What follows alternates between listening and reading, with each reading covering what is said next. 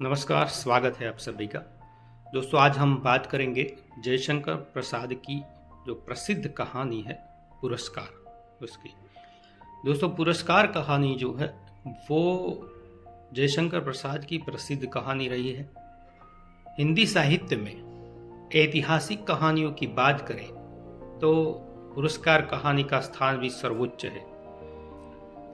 कहानी एक अनेक प्रकार होते हैं, जैसे सामाजिक कहानी, मनोवैज्ञानिक कहानी, ऐतिहासिक कहानी या आंचलिक कहानी। तो ऐसे अनेक प्रकार की कहानियां हिंदी साहित्य में लिखी गई है। जब कोई लेखक या रचनाकार इतिहास की किसी कथावस्तु को आधार बनाकर जब कहानी लिखता है तो उसे ऐतिहासिक कहानी कहा जाता है।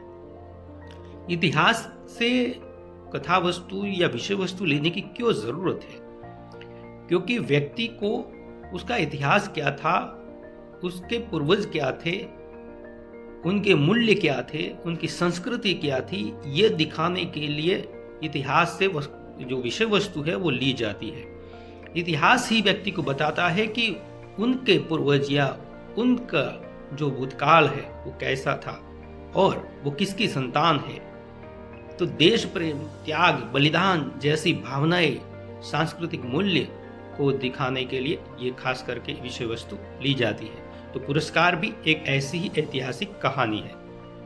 दोस्तों, प्रसाद जी जिस समय ये कहानियां लिख रहे थे वह समय जो था वो स्वाधीनता आंदोलन का था, यानी कि आज़ादी के आंदोलन चल रहे थे। ऐसे में लोगों में एक जोश भरने के लिए, लोगों में देश प्रेम को जगाने के लिए ये जरूरी था कि ऐसी कहानियां लिखी जाए। तो दोस्तों, आइए हम देखते हैं जयशंकर प्रसाद की प्रसिद्ध कहानी पुरस्कार, जो एक ऐतिहासिक कहानी जैसे कि आगे हमने देखा। इसका मूल उद्देश्य जो है वो व्यक्तिगत प्रेम तथा राष्ट्र प्रेम दोनों में आप किसका निर्वहन करेंगे, ये जो प्रस्तुत कहानी है उसका केंद्र बिंदु है। कहानी की नायिका मधुलिका है जो उसकी चारित्रिक आदर्श को विशेष रूप से व्यक्त करती है। कथावस्तु की बात करें तो कथावस्तु की दृष्टि से पुरस्कार कहानी का जो कथानक है वो ऐतिहासिक है।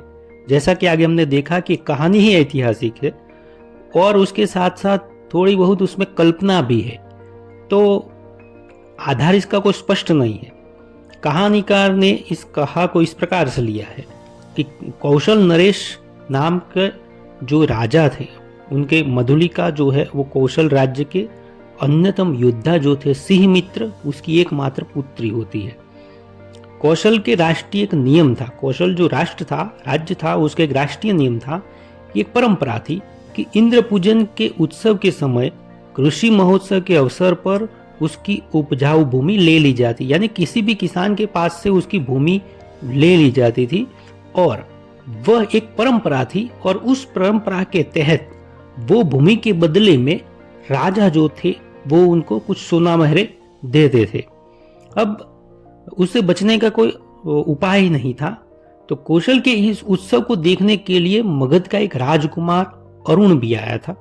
मधुलिका जो थी वो सिंह मित्र की कन्या थी और इस साल जो था वो मधुलिका की खेत को चुना गया था राज्य के खेत बनाने के लिए।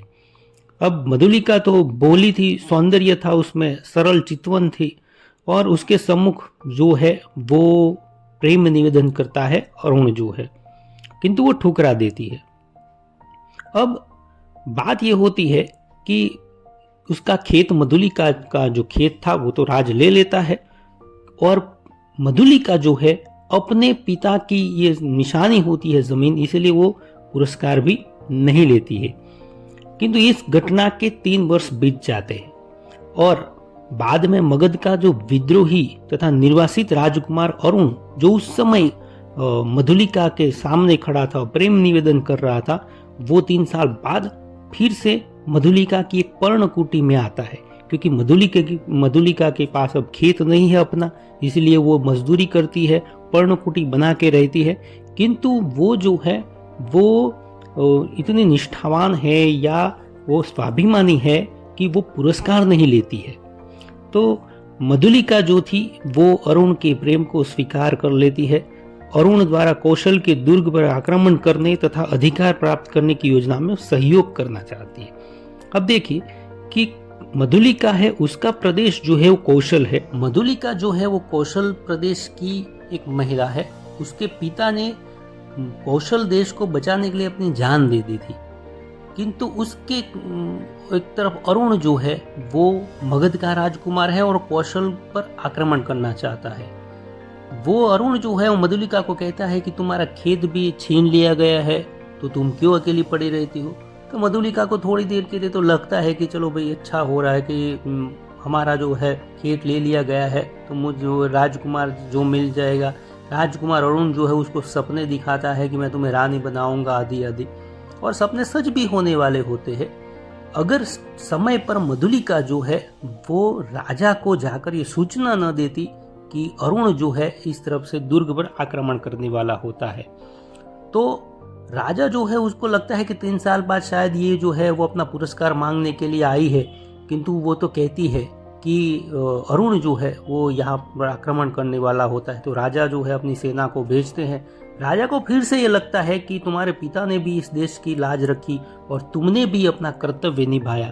तो दोस्तों एक तरफ जो था वो उसका प्रेम अरुण था, दूसरी तरफ अपना राष्ट्र था। तो राष्ट्र प्रेम और व्यक्तिगत प्रेम दोनों में से किसका चुनाव करना चाहिए था? आज़ादी के समय ये जरूरी था। हम देखते, हमने आगे भी मैंने कहा कि आज़ादी के समय ये जरूरी था कि व्यक्ति व्यक्तिगत प्रेम से ज्यादा राष्ट्र प्रेम को महत्व दे, व्यक्तिगत प्रेम से ज्यादा राष्ट्र प्रथम, राष्ट्र सर्वप्रथम होना चाहिए।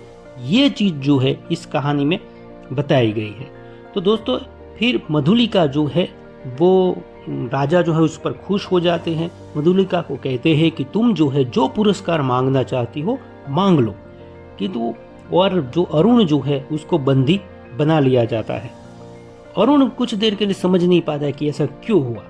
जब अरुण को प्राण दंड की सजा मिलती है और मधुलिका को राजा कहते हैं कि तुम पुरस्कार मांगो, पुरस्कार मांगने के लिए कहा जाता है, तो वह तत्काल मगध के राजकुमार अरुण की बगल में जाकर खड़ी हो जाती है और पुरस्कार के रूप में अपने लिए भी प्राण दंड जो है उसका उपहार मांगती है। अब ये कैसी स्थिति है? तो प्रेम और कर्तव्य का यह द्वंद्व जो है वो मधुलिका के चरित्र का प्राण है। जिस प्रकार कहानी का आरंभ जो है वो भव्य हुआ, उसी प्रकार उसका अंत भी इतना महत्वपूर्ण होता है। मधुलिका ने एक तरफ राजा को सूचना देकर अपने प्रेमी अरुण को बंदी बनवाया है, दूसरी तरफ पुरस्कार के रूप में वो अपनी मौत मांग लेती है क्योंकि अरुण अब जिंदा रहने वाला नहीं है। तो एक तरफ वो राष्ट्र प्रेम भी दर्शाती है और दूसरी तरफ व्यक्तिगत प्रेम भी, किंतु व्यक्तिगत प्रेम से ऊपर उसके लिए राष्ट्र प्रेम है। तो ये पुरस्कार कहानी की मूल संवेदना ये है कि प्रसाद जी ने आज़ादी के समय लोगों में राष्ट्र चेतना जागृत करने के लिए ये कहानी जो है पुरस्कार कहानी लिखी थी, और पुरस्कार कहानी के माध्यम से प्रत्येक देशवासी में राष्ट्र प्रथम होना चाहिए उस भावना को जागृत कराने का काम किया है, और वही बात आज के युग में भी समझाने की कोशिश कर रहे हैं। इसीलिए कहा जाता है कि साहित्य हमेशा जिंदा होता है और साहित्य जो है वो समाज का दर्पण होता है। धन्यवाद।